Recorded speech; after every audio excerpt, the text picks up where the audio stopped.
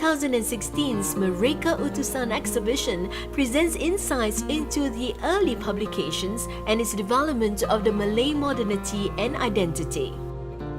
Some of the key milestones of Malay publishing which are covered in this exhibition include the establishment of Jawi Peranakan, which is the first Malay language newspaper produced in Singapore. This was also followed by the publication of Utusan Melayu in the 1930s.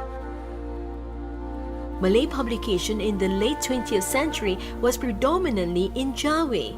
The gradual spread of literacy amongst Malays and the growing use of printing technologies has set the standard of Malay writing. There were many technologies that were involved in the production of magazines and newspapers, and this included hand lithograph machines as well as letterpress machines. So there was a Jawi Peranakan community who mainly owned the hand lithograph machines, and they published the very first Malay newspaper in the late 1800s.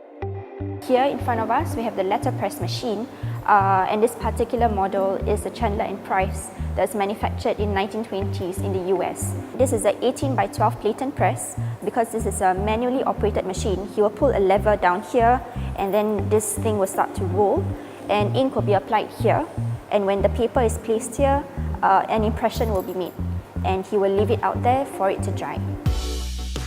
Shortly after World War II and by the 1950s, there was a shift in publishing genres such as religion, current affairs, political satire and erotica.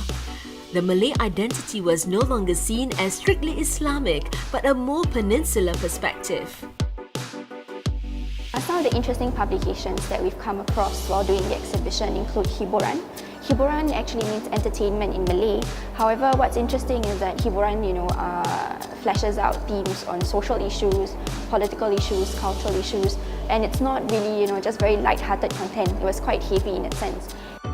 By 1940s, newspapers and magazines began producing more liberal content for women, like fashion, housekeeping.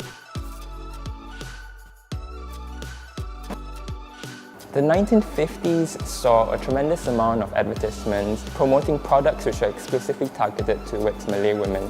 This was an unprecedented development because Malay women were starting to receive opportunities to further their education or even receive formal education in school.